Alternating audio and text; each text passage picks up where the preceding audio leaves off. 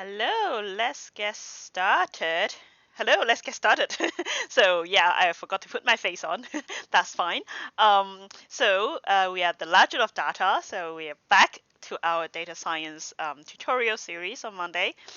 And today is going to be exciting because we are starting to do some machine learning. So today we're gonna talk about linear regression. So first of all, linear regression is rarely used in practical machine learning, I would say.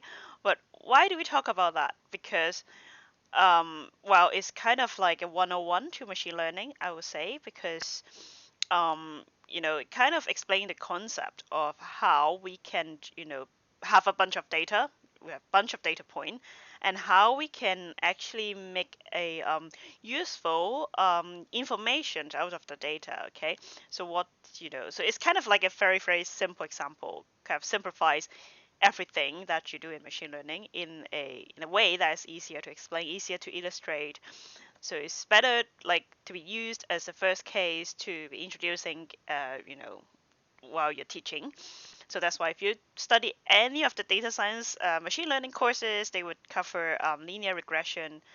And so usually when they go to the course, they would explain in a way that is like also cover some mathematics and stuff. But today I won't do that because I don't want to scare you away. It's like if you're just like watching someone talk about coding on stream and someone like showing you a bunch of math, so maybe you'll be scared. I don't know. Some people will love it. I have friends that they love mathematics, but some people will be scared. So I would just like make it kind of everybody's like try to be inclusive so everybody can enjoy it. And if you're really interested, you I will point you to maybe some places, and if you want to, I could explain a little bit more maybe another time, but not today. Okay. So we just want to know the concept of it. So like, what is linear regression? And I'll show you some code later. We'll do some coding, of course. But first of all, we have to understand what is linear regression. So it's kind of like a statistic concept. So because data science or like a huge chunk of it is about statistic, because statistic is a study that has been like a long way. It's always been a part of the mathematics studies, and it's just like getting information from a bunch of data. So this is actually what data science is doing. So yeah, so that's why it's like so a lot of data science like machine learning technique is actually developed from statistics, so including linear regression. So basically what it says is that, because this is a Wikipedia definition, I just copied. So I like doing that because all these links that I copy, you can also click on it and have a read if you want to, or you can just like go to read the Wikipedia page. But I just want to like put a very simple introduction there saying like, we have a bunch of data. We want to find a linear approach to find relations between this data, whether there is actually an underlying rule that is governing how all these data are scattered this way. Because sometimes you have a bunch of data that I should have put the picture here, but I didn't. So sorry about that. I spent way too much time on like the coding bit. I will show you later. But sometimes you have a bunch of data that when you plot a scatter plot, it just randomly like scatter around the space. So there's actually not much information you can get from it. It just looks like a bunch of random dots on your scatter plot. It's like you have a handful of beans and you just flow it on a sheet of paper. You have like all these like beans that's randomly scattered. So it's not really telling you much. But sometimes when you do a scatter plot, things are not like that. Things are like bundled together in a way that, oh, there may be a relations there, between the x and the y. So it depends on what you plot for the x and the y. Sometimes like it could tell you that this x variable, for example, like the height is related to the weight, let's say. So because people who are taller generally like they'll be heavier, so there's a relations there. Also maybe some people plot about like the BMI of a person may be related to their I don't know whether to their blood pressure or maybe how so it's kind of indicate the health or things like that. So there is actually some information people can get from it. So it actually like depends on how all your data points are scattered. So it kind of tells you there may be a correlations between this variable and the other variable. So oh, another concept, I'll talk about correlation here, because when you look at a plot, there's sometimes, you find a correlation between, let's say, X and Y, but it doesn't tell you the causality. So I remember seeing a plot that someone said, like, you know, the number of, the nationals that get the like Nobel Prize of Literature, and the like, how many, like, how many, like, chocolate that the country love chocolate, and then there's a correlation there. It's like, oh, is it like, if you eat more chocolate, then you get a Nobel Prize of Literature? No, it's not causality. It's just like some coincidence, like, correlation there. It's just like it can tell you something, but it doesn't explain it sometimes. So be careful. It's like all these, like, statistical traps that people, when they have do logical thinking, they may fall into some of these. So back to our topic, so linear regression, and so we want to find these correlations between all these variables within your data. So one example that we got to explore today. I'm sorry, this is like super difficult to see. You'll see a better graph when we do our coding session. So actually, we'll recreate this graph. So this is actually from a website that I found. The link will be in the next slide. So there's a bunch of dots, and then we want to find a line that actually, like, is kind of go through the dots, and then for each dot, like, how far off does it, like, off from the line? Actually, that's the error. And by linear regression, we want to minimize this error. So the lines kind of, we would say that this line fits very well, or fit better with the data. If this error, if this, all these little tiny, like, line, those actually are the error. So how off this? So this line is the ideal. So it's like, this is the perfect theory. If the world can be explained, if everybody can be explained perfectly with just a formula, then everybody will fall on this line. So this line is kind of the perfect line that we want. But of course, the world is not perfect. Everybody is slightly different. There's some random errors in there. So that's why the points are, like, kind of off the line, and how far off is actually the error. And when we try to, well, of course, we can't change the facts, and all these dots are actually facts, because maybe you do some survey with people, or do some survey with measuring, let's say, the leaf size, or measuring the animals, and those are the facts. Like, those you can't change. But we want to find a line that matches all these facts the best. So we find a line that minimizes error. So we would do that in coding later today, but of course, because this graph here, this is fairly similar. It's just like on 2 dimension, only 2 variables. So it could be explained by, the equations on the next slide. Oh, I'm a bit off the place, sorry. So yeah, actually it's just a linear, so the line is represented by a linear formula here. Not even here, I was putting it in my coding here. So I will show you later, okay? So actually it's represented by y equals to x times b plus a. So a is the intercept. So I hope you remember linear algebra. So a is the intercept here. So this, like, this, when the line hit the y-axis, so you see that it's, like, kind of a little bit lower than 1 here on this graph. I hope you can see it's a bit small. So that's the intercept, okay? So a is the intercept in our formula in this website. So actually, can I just click on it? So maybe there's a formula in there. Yeah, here. Sorry, my slides are a little bit out of places, because I spend way too much time in doing the code, and the slides is a little bit lagging this week. Sorry about that. I tried to, because I was thinking about, like, doing some very exciting things with it. So now this is bigger, so you can see. So these are the points, and these are the errors that you have, and where is the equation? So the equation is here. So yeah, you have a is the intercept. So the intercept of this line here would be, slightly less than 1 here. Okay. So actually they have showed it, like, here. Yeah, so it's like 0.7, 0.8, kind of like that. And the b will be the slope of this line. So the bigger the number, the bigger the b, it will be more steep. So it's like going up a hill. If the b is very big, it's very difficult to climb up the hill, because it's very steep. If b is 0, it's just flat. Okay. If b is negative, it's like going down the hill. So so that's the slope. That's b here in this formula. So b times x plus a is your predicted y. So it will be not these points. These points are not predicted. They are the real life.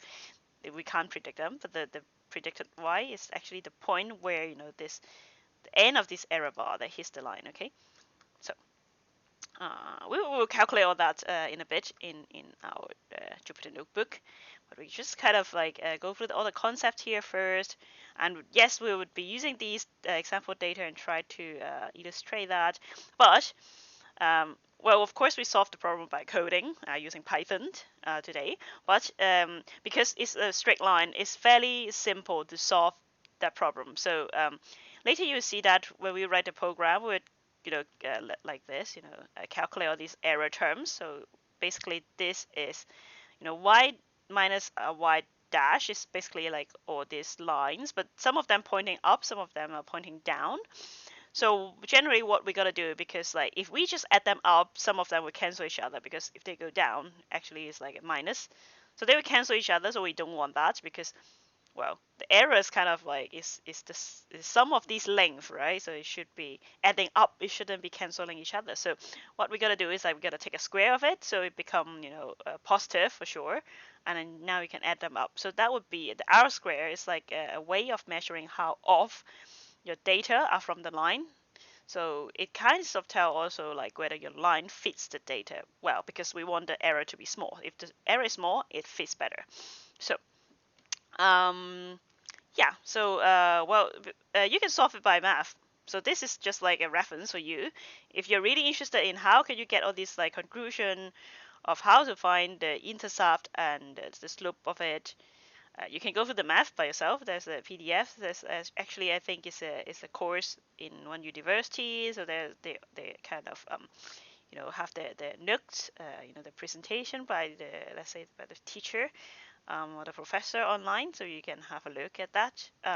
Or you can just find online. It's fairly simple compared to other things. It's linear algebra, of course, but if you compare to the stuff that we talk about later today, like let's say neural network and stuff, is kind of relatively simple. So you can go through the math and find out why we have this solution. So you can calculate the A and the B in our formula. So this is actually the same but it's just like they name it differently, okay?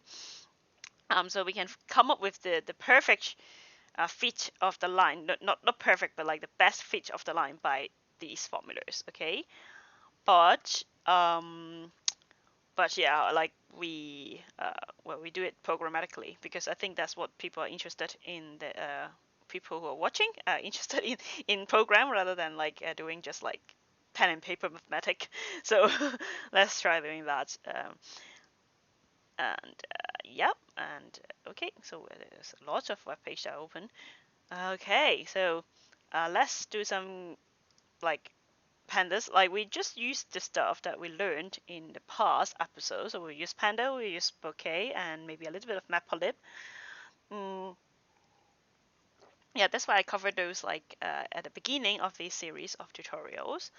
And yes, I use a Jupyter Notebook, and this is with Jupyter themes. So this is actually better because you can see the difference, right? If I open my slides, which is white in the background, my face is like growing like lighter, because the light from my screen is shining on my face. But if it's go dark, it's darker. But because my camera is kind of auto adjusting the brightness, so if the lighting is not what I wanted, because I have another light that's like shining on me, I kind of in my then this is the lighting that I want. So, but like if my screen shines some extra light on me, then like my camera go a little bit freak out and kind of make things weird. So that's why I try to. Maybe I should also use like dark background for my slides. I hope it's like also easier for you to see as well when you're watching. You don't want to stare at a very bright screen for a very long time. So I may change that as well. But this is a dark theme for Jupyter Notebook. So if you're wondering, it's Jupyter themes. So maybe some of you, working with Jupyter Notebook for a long time, for the whole day, then it's better for your eyes. I personally like dark themes because my eyes are really, really bad, so I really want to take care of it.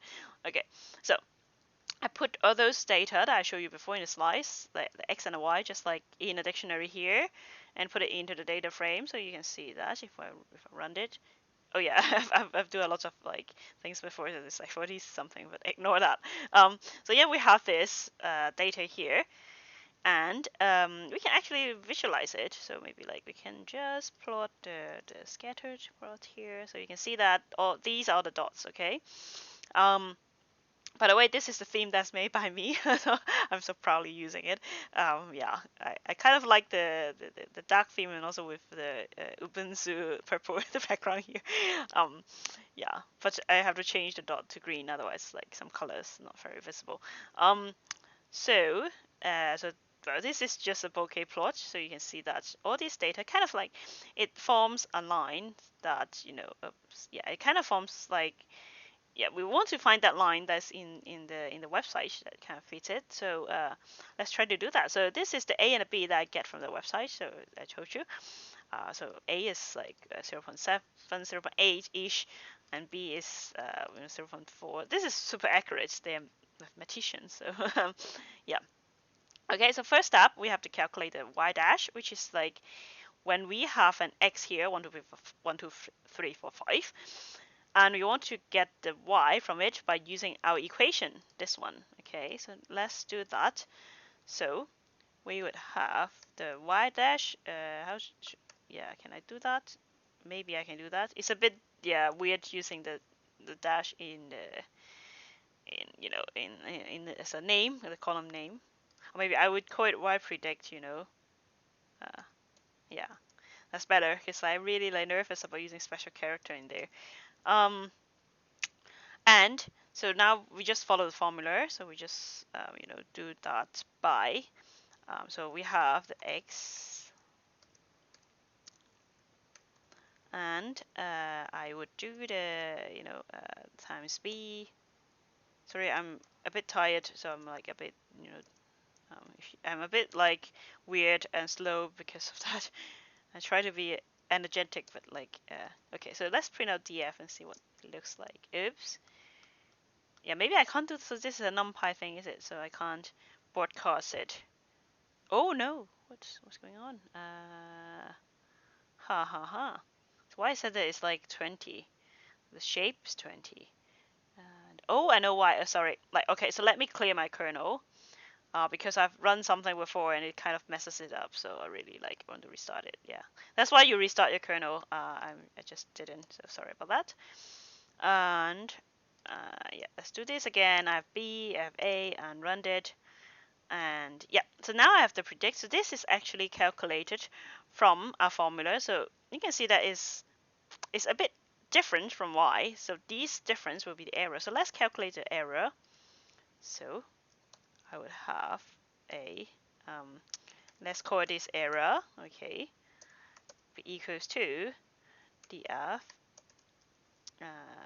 y minus, so it doesn't matter which one minus another for now, because remember we would take a square of it, so it will all become positive. So the which way around doesn't matter, because if you swap it, it's different by a minus, and then when we square it, it just becomes the same. So okay, so let's do that, and we print out df to see. Another error. What's going on? Did I spell the things correctly, or yeah, I spelled it wrong somehow. Yeah, sorry, I'm a bit tired. Maybe I zoom in. Yeah, I zoom in a little bit. Like it's easier for both you and me. Okay. So yeah, you can see that, yeah, we got the minus in the error, so that's something that we don't want. So yeah, I'm just doing this step by step. So usually we won't do it. We'll use a Scikit-Learn. Yeah, but like this is just for explaining stuff. So it's for demonstrating purposes. Like I said, we rarely use linear regression in actual data science. We may use it together with something else if we kind of try to do ensembling or other stuff, but it's because like I think in application there's like most of the prediction actually is more like categorical.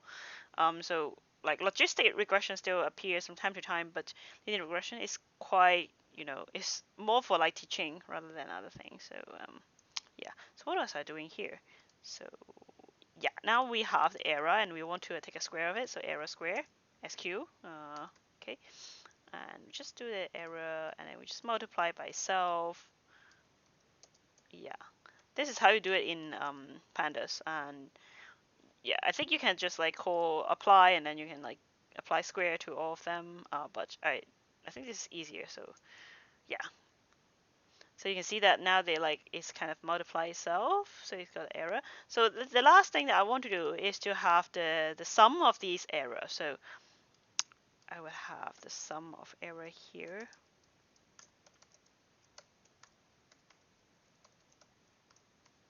Sum of error square actually. So it would be the sum of this dot sum. So in pandas you can do it like that. Oop, I want it to be printed out. Come on. Right. Yeah. So this is the sum of the error square. So we go through all this, and then actually, if we want to see if I can find a better line, I can change this, right? So let's see if I increase like a little bit to age, and I also round up b to see like if this is better or not. So remember now it's like 2.79. Okay, let's see if that improve or not improving it. 2.79. Oh, the error go up, so actually it's worse than before. So you can see that the line doesn't fit so well. So you can wrap all of this up in a function, so it kind of like it is better. So, or you can kind of do it like, so you can have a function like that, df, so error sum error square. So you just take an x, take an y, and then you take a and a b, okay, b and a. Okay. So what you gotta do is to calculate the y dash, so y free equals to your x. So x, let's say like we take in a list. So, and actually it's better if you write a for loop for that, but for xi in x, and then actually I like the underscore here. And so you have a right pre, so you have, yes, because like equals to an empty, so y predict would be, actually I would do a y pre dot append, and this would be the b times xi plus a, okay, and then you will have that of the y pre there, and then now you want to calculate the error square. So actually you don't have to save it because I just want the square of it. So you can just have the error sum error square, okay, equals to 0, and I just add them up. So this would be the y pre, and then I just minus the y. Oh, I have to have the index of y, is it? Okay, so maybe I'll just do an I in the length of x, okay, range. Yeah, okay, so now I would do it like this, and then minus the y, and then I could, so this one would be the, and I want to take a square of it, so, and then I would sum them up, so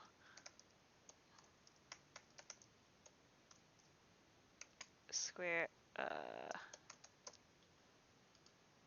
yeah, so, and then return, return some, can I just like autocomplete it? Yeah, it's a bit slow to autocomplete, that's the only thing that I don't really like. But, well, whatever. And now I can do a sum of error square that is x equals to df x, and so maybe I need to make it a list because maybe I can do it here.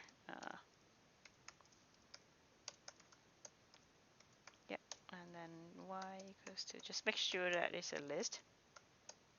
Yeah. Okay, oops, sorry, haven't do that. And df y, and then a b is just a b. Oh, nope, doesn't like it. Keyword argument.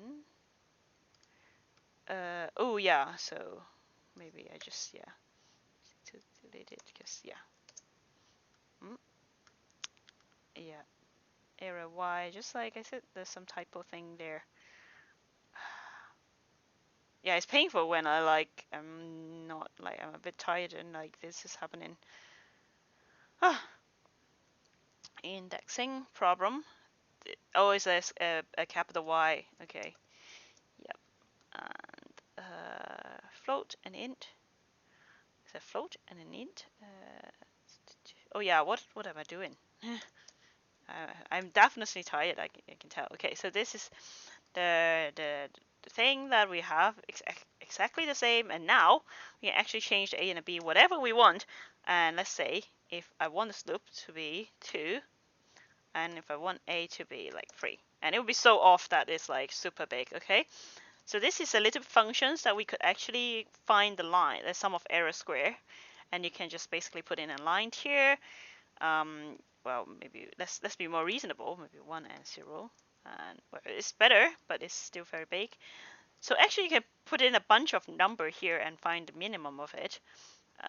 But of course, like well, there's some technique that we call it like a search, a grid search, or like a random search or things like that. But we're not going to do that now, and it's not the best way to do it.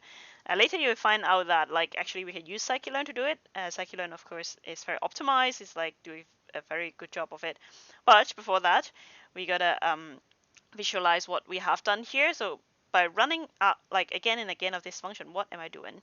So yeah, what's the sum of error? I've already done that. Sometimes I'm ahead of myself. Yeah, okay. So let's remove this, and then we go to the visualization. You can see that we already plot some dot here, and now we want to add the line on the plot. So yeah, I've already done some of these, so you kind of save some time. You don't have to see me struggling doing the same thing. And what I gotta do now here, actually, can I add the line? Yeah, I would just add it directly here, okay? So line, I think, would be, so we have the x and a y here, that is from the source. The source will be the df, so now we have more than just x and y here. So what we're gonna do now here is that when I plot the line, if x, oops, not here, x equals to x again, but y this time we want the y pre, okay? Because this is the line that the perfect line that we have created. And source equals to source, that's correct. So let's just put it in there and see how it looks like, okay? And yeah, we have the line here. And you can see that if we change the a and a b at the very, very top and run this again, and you'll see that it changed. So yeah, this is the 4 and the 6. So let's say we have let's put a flat line here to see how it looks like, okay? And then, yeah, the error is very big, well, but if we visualize it, it will be, yeah, it will be just a flat line there. The intercept is 0. I thought I set it to 1. It's a bit weird. Did I? Oh, I said it's a 0.1. Yeah, it's a bit weird. Yeah, so what we can 1.1 maybe we can change that. Yeah, so yeah, this is a better one. Like, but we can actually do that with this table as well. But yeah, you can see now it's like all of them are flat, and it's totally flat. Yeah, it's totally flat. Or we can just like make a line that is just like a slope. So you can make this a equals 0 and then b equals to 1. And then again, you can see that like now it's like y is equals to, yeah, y pre is equal to x pre. So error is still big. And now we have this line, okay, instead of the other line. And then you may see that now it's like, oh, maybe I want it to be slightly, not so steep. So it's kind of go through in the middle. So let's change it to 0.5 maybe for the slope. So b equals 0.5. Yeah, so you can play around with this. This notebook will be available on my GitHub repo. Afterwards, I can show you that. And yeah, now it's like going down a little bit, but yeah, but it's still not fitting perfectly. So right, so that's that. And this is the other thing that I do. So this is already done. So let me remove this. We don't need that. And this is what I was spending a lot of time with. What I was doing here is actually, if I run Jet here, there's a slider that you could, play around with. So now this time we can be like, instead of running all those things again and again, you can just like now have the slider. this is increasing the y, so you can see that actually it changes the interception here. So yeah, and then like maybe I want it to be like this, and then you want to change this. Maybe you think this is better. So the one last thing that I want to add, which I haven't had the time to add, is to have like maybe a div here showing the sum of error. So I would do that after the streaming, because I just don't have enough time to fix it before the streaming. So after that, this notebook will be available on GitHub, so you can download it and like you will have this widget to play around. So because I found this is like a very good tool to teach linear regression. So if you're teaching linear regression in the future or something, then feel free to use it. All my tutorial materials are in the Creative Commons, so feel free to use my code at your own risk. Though I'm not responsible for anything. But yeah, yeah, this is like very good tool like for people to teach. Okay, this is like you're trying to be Scikit-Learn and try to find the best line to fit all this point. You can even change all the like data points as well. Yeah, but like yeah, it's not as exciting as like seeing how the sum of error changes and you kind of try to minimize it. So instead of like running all these code again and again, you have something interactive to do, which is great, I think. So I gotta fix that afterwards. So yeah, now let's go to the meat of it. So let's do the Scikit-Learn thing. I think this is the first time we do Scikit-Learn, so we would install it, including me. I haven't installed it actually, so I will just do it now. And I should have give a introduction for Scikit-Learn, but actually I forgot. So so let's have a look at their website. How about that? So it's Python Scikit Scikit-Learn. Yeah, just like this will pop up. Okay, so let's have a look. So Scikit-Learn, what is Scikit-Learn? Scikit-Learn is a machine learning tool in Python. So it provides quite a lot of algorithm that you could use. So these are some of the things that they kind of showcase here in the front page. It also includes some other like things that like for example yeah, 3D stuff, but also like NLP stuff. They have a little bit of like factorization of words, and they also have some simple neural network stuff that you could use. But of course, like people really deep into those, they would use other libraries. But Scikit-Learn kind of like a Swiss armor knife. This is such a difficult word to say. So it's like a Swiss armor knife that you could that it could do almost everything, a lot of things. But well, if you want something to be very specific, you may have to find a specific, library to do that. But we still love Scikit-Learn. It's very very useful. So classification, we haven't go into it yet. When we go inside, when we talk about logistic regressions, maybe we start kind of touching some of these. But again, like logistic regression is again like a 101 thing about how to categorize things, 0 and 1, and then after that we will have other things to classify things, like k-nearest neighbor, SVM, all this stuff, random forest. Yeah, we would go through them all eventually, I think. But we're just opening the door right now. We haven't do anything yet. Regression. So we are doing regressions, like linear regressions or stuff.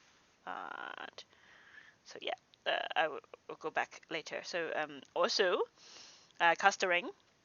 Clustering is also like it's it works very similar to classification. You want to put different points into different kind of categories, but classification is kind of like you have already different classes of things, and those are your training data. And then in the future, if you have something new, which label you should put on it.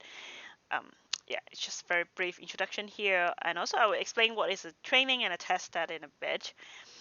Yeah, we just learn all of these like one by one. There's so many things. I can't. Yeah, I just have to calm down myself, not like talking too much about it. Clustering would be more like if you haven't heard about it, it will be more like unsupervised learning, because there's already a bunch of data points there. We don't know how to label each one of them, but judging by where they sit in some dimensions, we can kind of group them together. Because when you look at, let's say again, look at a scatter plot like that, you can actually find some, like maybe sometimes you find some natural boundaries between points, then you can kind of cluster them by that. But there's of course like more like a lot of ways how you cluster them, which dimension you put them in, kind of matters as well. So deep topic again. Um, uh, so yeah, you can reduce dimensions. So sometimes it really depends on where you put your data, which dimension you put them. So because a lot of algorithm, your computer is like limited. Your computer power is limited. So you have to sometimes you can't deal with a super high dimension. You have to reduce it smartly. So that's why you have these algorithms. Pre-processing is very useful. Like this one includes all these like the thing that we got to talk about today, splitting the data into training and testing set, and other things like maybe change some categorical data into numbers so your model can handle them, and sometimes you have to rescale your data. Then pre-processing is helping you. Model selections. This is actually when you run experimentations. You have runs, try different approach, different algorithms to do your machine learning, and which one works better. You have to have some way to measure like which model do the best job. Then you would use some of these tools here in model selection to help you out. Okay, there's lots of things in Scikit-Learn, and a good thing about it is like sometimes when you find an algorithm, there's actually a link to a paper that kind of like knows what actually if you're into the math, into the theory, then you could dive deep down into the paper as well. It's super cool. So let's go into the regression. That's what we are doing today. We have the there's linear regression somewhere here. Linear model, yeah. Yeah. Like I said, like because linear regression is a very very us, a 101. So it's like you can kind of buried within all these like different methods, and it's not that commonly used. So I would find it, no worries. But let's have a look at what other things, you know. Um, yeah, like this is like, oh my god, there's so many like this. The L1 L1 optimization, L2 optimization, all these like different name for different regressions. Actually, they do different things, and Bayesian, wow, we have to have a lot to dive into. Stochastic gradient descent, this is mostly used in neural network. Logistic regression is also a regression, but because of the logistic nature, it actually helps you to categorize things for like two categories, yes or no, 0 or 1. So I'll explain it next week. We'll talk a little bit about that. Um, and other things, yeah. What is supervisor? Yeah, there's lots of things. So yeah, decision trees is another big topic that we will cover at the end. Feature selection. Oh my god, yeah. Neural network models. Yeah, I told you there's actually neural network in in Scikit-Learn, so you can actually use it. So if you don't want to use TensorFlow or Keras or like something, if you found it too difficult to start, then you can maybe use Scikit-Learn for now. But yeah, so we'll go through a lot of like not all of them, but like some of them, the common ones. Um, but like of course, like if you're doing something very very specific, you may have to really do some research yourself to find like how people solve your problems. Because nowadays there's so much information about machine learning, and you see people writing blog posts, everything. Like someone may do something similar and they found out a method that works well. So you may want to try that from what they, from their experience. So yeah, so let's see what we're going to do today. So I have already put the link there. So I've already installed Scikit-Learn, which is a good stuff. So let's go there. And yeah, so this is what we're going to use. Is a linear model. It's the very linear model with a very linear regression. It's super super simple. So but it's very powerful because like what we're doing now is just like the example here is the very very simple example. It's in 2 dimensions. So this one is in 2 dimension, but linear regression is not limited to 2 dimension. You can optimize the line with multiple coefficients. So what does it mean is that now there's one x and one y. So what if your data actually there's more than one x? So your data could be like you have height and weight, and and maybe I don't know, height and weight and whatever you can measure waste, and then those are the free inputs. So those are the x, and then y may be predicting their blood pressure, let's say. So to see whether there's a correlation. So you have a multiple x, and then you would kind of so this line won't be on a two-dimensional space. It will be in a high-dimensional space, and but you can still use linear regression on it. You can actually generalize this, generalize this formula here. Let's see if I can type it in. Yeah, sorry, like my preparation is not that good this week. I'm so sorry about that, but let me type that in. So this is a for one dimension. So if you want to have multiple dimensions, you can do that. So what you would have is that instead of that, you have multiple b. So you have b naught for your x naught, let's say, and then plus b1 to your x1. So you have multiple x, right? So let's say x naught is your height, and this is weight, and then b2 would be this is the waist, okay?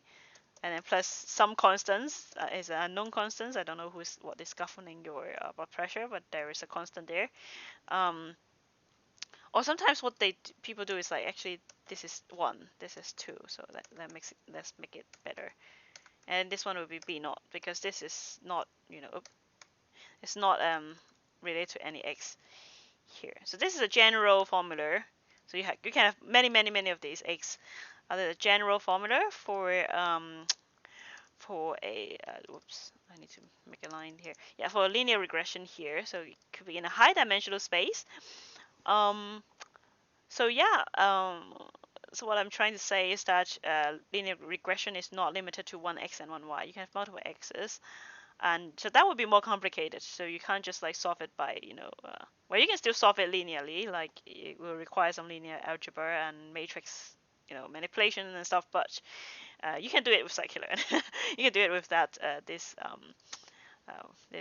model here. Okay.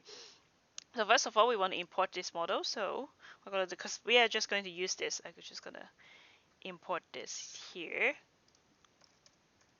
from. So Scikit-Learn, because it's, when you install is scikit-learn, hyphen is not allowed in Python. So what they do is like they name it Scikit-Learn inside the package. So in module is Scikit-Learn, if I can spell it, and then import this thing. Import this thing. Okay. And oops, invalid syntax. What's going on? Am I reading something that is not? Why I can't use the dot here? I'm just very puzzled. Let's see, like, yeah. Okay, let me just like copy what they do here. So, oh, I know, like, yeah, cause I should. Yes, sorry, I'm so tired. It should be like this. Sorry, I'm like so silly. Right, so yeah, import linear regression. So now we can use linear regression wherever we want. And let's look at the documentation again. And so first of all, you have to put in the data. So this is like star here. And so how they do it is that you would have a x and a y, so it's an array. And yeah, so when they train it, they will put in. Okay, so when so this is, well, okay, how should I explain this? So this is a method that you kind of created. So this is the model that you created. So before you can do anything, so this is actually like you need to create a Python object that is using this linear regression class. So oops. So what I gotta do is like I call it linear regret, line regret equals to. So now I would create a Python object that would help me to create all the linear regression. So when you create it, actually, you have some parameters you can set. So you can set like the intercept. So if you want it to not fit the intercept, which is a in our previous formula, then you could set it to false. But of course, like we want to find the a to fit it the best as well. So you just like leave it as true as the default. Normalize, and yeah, so it's like yeah, it's basically normalizing x and sometimes you want to do that because you have maybe like your x and a y, so like your different x's are not very the scale is very different. You may want to do that. Yeah, so usually I just stay with the default. That's fine. Okay, so now let's do the fit. Okay, so yeah. By the way, there's other like linear models like this, like all these, lasso and ridge. They're like, yeah, L1 regulation, L2 regulation of this. This I don't know is elastic net, so it's so it's kind of using both. Okay, so right. So what I gotta do is like, so there are actually all these methods that you could use. So this is actually universal for Scikit-Learn, that you would have all these methods that you use. So it's the same for a lot of different models. So for linear regression, you have it. For this like rich, you also have it. You also have all this fit, and not here, but like method. Where is the method? Yeah, so you will have similar things, and also for other classification, it will all be very, very similar. The methods. Usually you have a fit, have a predict, and sometimes you have get parameters. I don't use it that much. And set parameters, I don't use it as well. But fit and predict, like usually, like you have it. And so yeah, it's you see, like when we use Scikit-Learn more, you kind of see the common theme here. Okay, so so now let's do the fit. So fit is like you put in the data. So this will be the data point that we collect. So imagine we do some research. We ask people about measuring the height and weight and waist, and so this will be the data point you collect, and then you put it in the model to fit it. Okay. So you will see later when I show you a more practical example that usually you split the data you collect into training and test set. But we are not doing it now because we are just doing the demo and we only got like 5 data points, so we are not going to do that. We're just gonna fit everything in it. Okay, so let's do line reg dot fit, and then I wouldn't want to fit my x and a y here. So this fit method will actually get an x and a y. Okay, so you can also put in the weight if it's something that suitable for your project, but we're not doing that now. So we put in x, which is the df x. This needs to be a list, I believe. So what I'm gonna do is that, yeah. Yes, there's slightly little things that I don't like. Is that you have to convert it, and I think you can put in a NumPy array, but not a uh, not a data pandas series. I think. I'm not so sure. Maybe now you can do that, but that's just not what I like doing. So just put it x here and y here. I would just make a small cap because that's what they call it, and spelling error here. So, oh, I didn't correct it correctly. Okay, what's going on here? And array of shape and reshape. Okay, so yeah, I'm not having the correct shape. So yeah, actually like Scikit-Learn work best with NumPy array. You can see that that's what it prefer. But and yeah, so that's why it doesn't like it. So let's have a deeper look. So what they are having here, yeah, you see that it's a NumPy array, and oh my god. Okay, so right, right. Yeah, okay, so they have to have the x and the y like that. So these are the points here. I'm not a big fan of that, so what I'm gonna do is that I will have a look. Yeah, at the so feet, array like or of shape and sample and feature. So I only have one feature. So and I should okay, so now it's like this. So it's saying that I have one sample with 5 features, so which is incorrect. So I gotta change it into a NumPy array, and let's see what I'm going to do that. Yeah, I wish you can just like put it in assets and maybe dot t here, then it will be correct. Yeah, let's try that. No, oh, I don't have NumPy import. Sorry, let me do that now. So import NumPy p.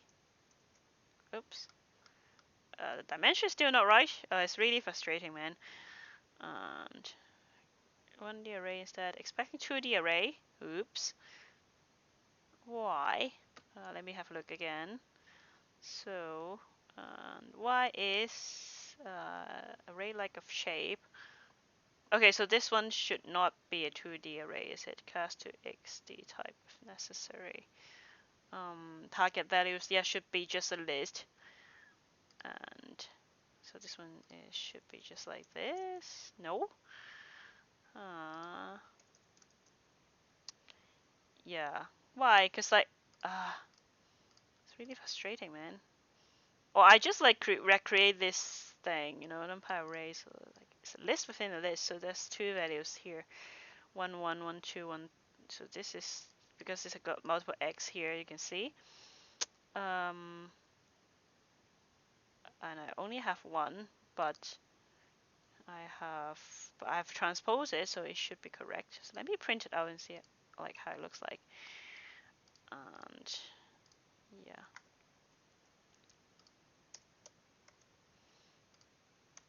Yeah, I think .t will change it, is it? No, it doesn't. So, and what if I just do this? No, it doesn't. And reshape. No. And what should I do? Oh god, I'm a bit stuck here. Sorry, I'm a bit rusty, like doing all this thing, NumPy thing. I haven't done that for a while. Yeah, I don't want to write some like Python thing to do that. So what does it said? Like, oh my god, really hate it. Like it really hurts my brain.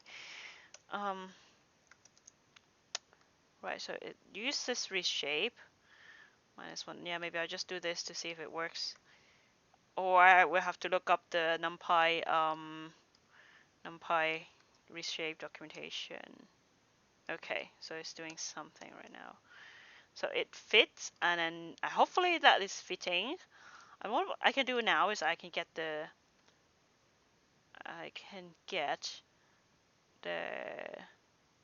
the score here.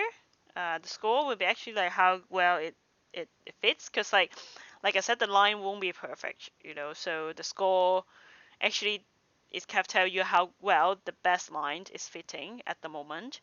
You can also find the intercept and the coefficient. So let's print all of this out to see. So I am printing the score. Quite line right score. So score,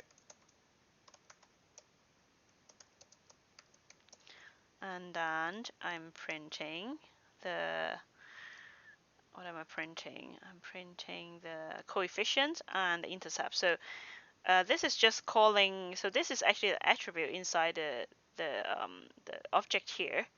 That after you fit it, then it would have all these like coefficients and intercepts storing inside the thing itself. So where was it? I saw that before. Sorry, like today I'm a bit grumpy because like I'm tired and the thing doesn't go the way I want it. So um yeah.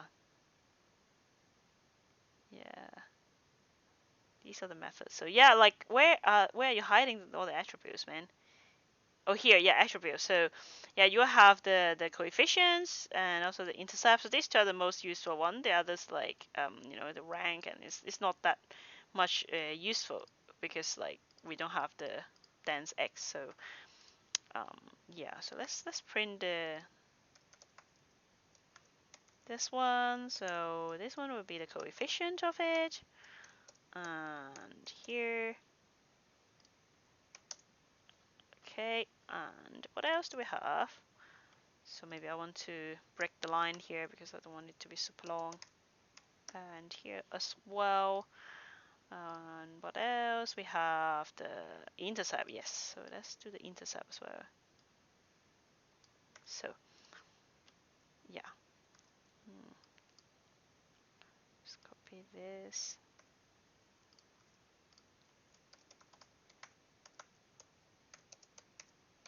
Okay, so it should be ready. Without this one, yeah. And then yes, it's telling me that I only got one coefficient, so this is actually, yeah, this is actually like the one that we have from that website, is it? Because 4.25 coefficient, and intercept. Actually, we got a slightly different result. It's like 0.78. I believe the other one is 7.9 or something. So this one is, oh no, 7.85. Yeah, exactly. So we get the exact result. We find the best line there. So that was actually the best line. So this is the answer that we want. And you can see that the score is not, it's not perfect, because if, like, let's say if we put the y pre in there, so this one should be perfect, right? Yeah, so this one, if we got a score of 1, that is perfect. It's because we can find a straight line to fit a line. So it's not some like random dots. And of course, it will be perfect. But if we just put in a y here, then this is the best line that we could get. So actually, we could, yeah, we could actually put this 2 in our thing and see how it looks like. So what is b again? Sorry, b is the coefficient, so it's 0.425. So let's find that 0.425. So 0.4. Yeah, this is the best I could do because like it doesn't go that fine detail. And this is 7.8. Yeah, 7.8. So it's kind of like here. So this is the kind of the best line we can get to fit all of them. So you see there's still error because the point is still a bit off, but oh wow, what can we do? And because all these dots are not on the same line, so this is the best line we could find to fit all those dots. And this is linear regression. This is what we are doing. And so we have a few minutes. I want to go through this last bit, and then we'll call this today. And so what is this last bit is doing? So this one actually is more like a practical use case. I just copied from Scikit-Learn. It's nothing fancy, but they have some, what another good thing about Scikit-Learn is that they will have some some data sets already come with it, so you can mess around and play with it. They have these diabetes data set that they loaded, and then first NumPy, and then I kind of do some. So this is the train test set that I was talking about. So when you have a bunch of data, you want to save some for testing. So what are these? So let's go back here, and that's the last slide that here is just talk about. So yeah, I want to like kind of talk about this like a little by little every time because we would go back to this kind of when we go to practical machine learning, but I want to kind of give you some concept beforehand. So usually when we have a bunch of data, we don't want to put all of them to train our model because we want to reserve some to do the testing and validation. So what are they? So training data is very obvious. So it's just that it's the data that we use to train the model. It's the data that we put in the model there. So it's the one that we put in the fit. Okay. Test data is the data that we reserved. Why do we do that? Because after we train the model, we want to evaluate how good the model is. So this test data will be used as if you have some new data coming in. So if you imagine you have some production data that's come in, it's like, okay, now I have this model, I can, put it in the app, and then we have real users to put in the data there. So these are production data. So the test data actually is used to test, so as if they are the production data, because we haven't touched them yet. We haven't used them to train. So this will be the data that is unknown to the model. So your production data will be the same, it's unknown to the model. So we can use this to evaluate how well your model will work to the unknown data. Okay, so if your test, if your test score, when you test it, the score is good, then you should be happy because then when your prediction in your app is in production, it should do a fairly good job because according to the test, it should be doing well. You can't do that with the training data um, because your model could be overfit. So the model could be like try to get themselves, because this is what you can see the model is doing. They try to find a line or not aligned, or some other, if it's, this is linear regression, so it's aligned. So find the best line to satisfy all the dots. But what if there's a new one coming in? Then, well, things could change drastically. Then maybe like it just work well with the data that it has been trained from, but not from a new data. Then when it went into production, it's useless because, you know, sometimes we have, well, of course, when we collect the data, we should be as diverse as possible, but sometimes, it's not perfect. So for example, you want to launch a product, a beauty product, and then you try to get people to collect the data, but somehow, your agent that try to get all these like test data for you, that like, that collect this data for you, they only collect, let's say, this information from a white user. So like for example, some foundations and makeup. So then like maybe the tone of this foundation will be much lighter. And then when you launch your product, launch your line of product, and then if like a customer come in and this customer got a darker skin, then this foundation won't fit this user. So like you want to try to get your the data that you collect as diverse as possible, but sometimes it's still, it's not the case. Then when you the how to, like, you don't want your model to just work well with the training data. So that's why you don't want to put all of your data into training, because then you have nothing to test with. You have nothing to test whether this model work well with a unknown and new data. So these are the train and the test set. So a lot of the time that's actually good enough, but sometimes you need the validation data. Actually, like, it's quite common to use validation data. What is validation data? So actually, you break it into three sets. So validation data is very it's useful when you creating your model. So now it's very simple, right? We will do linear regression. So we just trained it and and test it, okay? But sometimes you don't know which model you should use. Like maybe I should, for linear regression or even linear regression, you should think about like, oh, now I have height, I have weight, I have waist, I have maybe also like how long the leg, how long the arm. So should I put everything into my linear regression, or should I just use the first three? So you need to make two models and compare. So when you compare your model, then this validation set would be helpful because they help you to determine which model is better. But it's different from the test data, because this test data, when it's like when things just before they go into production, you do a final testing and kind of what to expect when your model go into production. It's not for you to fine tune all these, like choosing the model or fine tune which hyperparameters for the model. So that's for validation set, because if you use your validation set again and again to fine tune your model, then it becomes a training set because you use it to build your model. So it's kind of, it loses the purpose of being the test data. So that's why we have an extra reserved data set to do the job. Okay. So okay, this is just a brief idea of all this like train test set. If you're interested, all this information are from this blog post. You can have a deeper look. Or if you have questions, ask me now. I'm monitoring the chat right now, so ask me questions. Or if you want to ask me afterwards, you will find me on Twitter or ask me questions on Discord. Not Discord. Ask me a question on Twitch when I'm live. Whenever it's okay. I'm happy to answer any questions. So I hope this is kind of explain what is a train test set and validation set and why we have to do that. And well, I may go back to this afterwards, because we'll do this like a lot of times. So this is the first time we encounter it, so I kind of give you a brief idea. And other thing, so like so now we know what we're doing here. So it's splitting in the train test set is very simple. You just reserve the last 20 of this set of data to be the test set. So the last 20 of them will be used for test. Sometimes we want to randomly pick them, because when you have all this data collected, it could be sorted by date, it could be sorted by other things. You don't want to just pick the tail or the head of it, then you would just like, it's not even.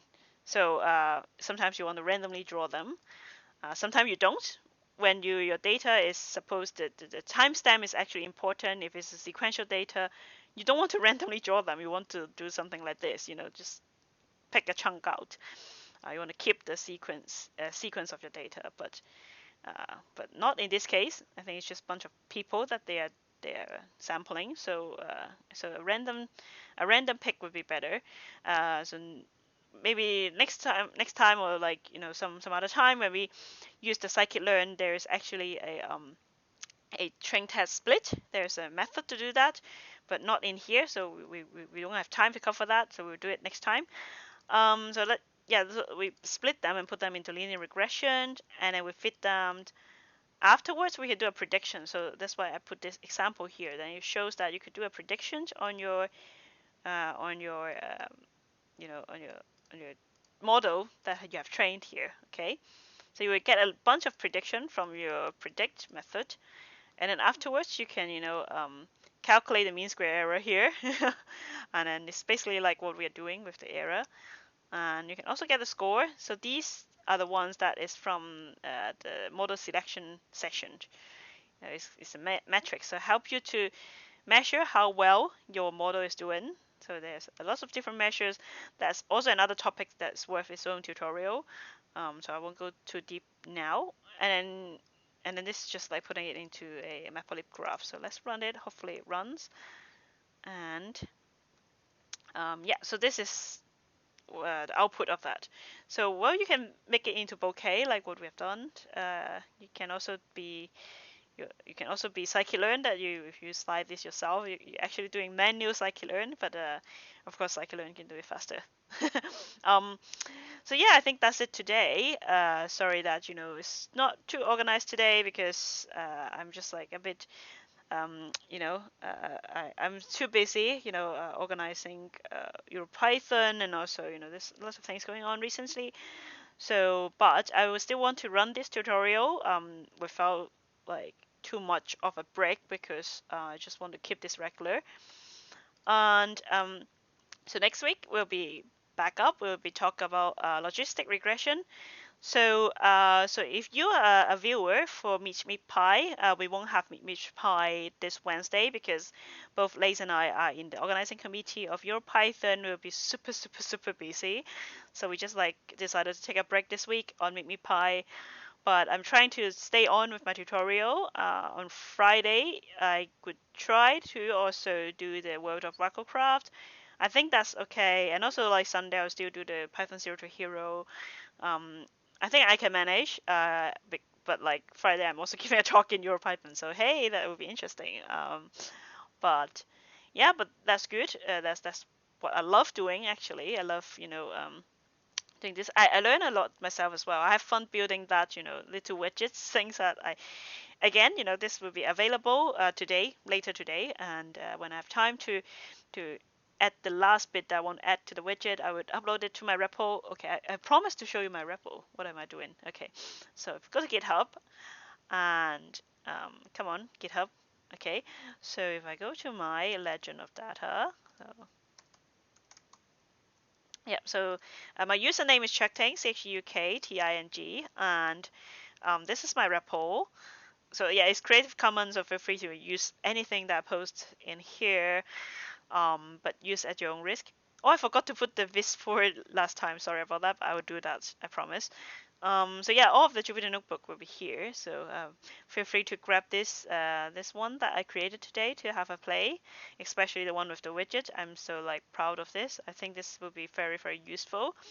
If someone's teaching linear regression, because this is interactive. You can even teach kids about it. You can just like, when I finished it, it will be an error showing down there maybe, and then they could like, find who can find the lowest error. Kind of a competition among the kids. So that would be great. Yeah, I really love using Jupyter Notebook in teaching. So yeah. So I think that's it for today. Thank you so much for watching. It has been more than 1 hour, so thank you if you have stayed for the whole tutorial, and even if you just joined from the middle, thank you so much for coming to watch me. So I love people watching me live. I love to have people when they come and ask questions and say hi to me. And but this week is EuroPython. Another way to interact with me is to join EuroPython, and I will be on Discord of EuroPython. And also, oh, I forgot to announce that we have a workshop, workshop in PyCon Africa. So sorry, like let me just like, okay, so this is the last announcement I gotta make. Okay, so the website is not done yet. I need to do that this week as well. But let me show you the announcement here. Oh, I should pin that thing. So here, so okay, so we are running a data science tutorial with PyCon Africa here. So this is gonna be a beginner's tutorial. It's gonna be for uh, everybody that has not done. So even if you have watched my tutorial, I think it's also good to join the workshop. Reason being, you will be working with mentors. You will be working with people in a group. There will be hands-on exercises because like in Twitch I can't give you hands-on exercises, so that would be great. And so it's actually on my Twitter. I should actually pin this. Let me pin it. So okay, I pinned it to my profile. So if you go to my Twitter, you'll see it. And so let me find it again. So just scroll away. Okay, so it's here. So yeah, see you soon at PyCon Africa. And also we need mentors. So if you are more experienced with if you are more experienced with data science, so you should also like sign up to be a mentor, because the best way to learn is to teach. So that's why I love doing this tutorial series, because I learned so much along the way as well. So please please check out. This is on my tweet. The website is not ready yet. Because I have to build it for this. But like the form is ready. The form for both mentor and mentee is on my Twitter account. So just go to my Twitter account. It's pinned there on the top of my profile. And yeah, I would really love to see you in the data science workshop there at PyCon Africa. It's so yeah, do it now, because like the deadline of submitting your application is on the 2nd, I believe. Yes. So please join that. I would love to see you in the workshop. Okay. So okay, that's it from me. I've mambled so much, and yeah, I will see you on Friday. Bye.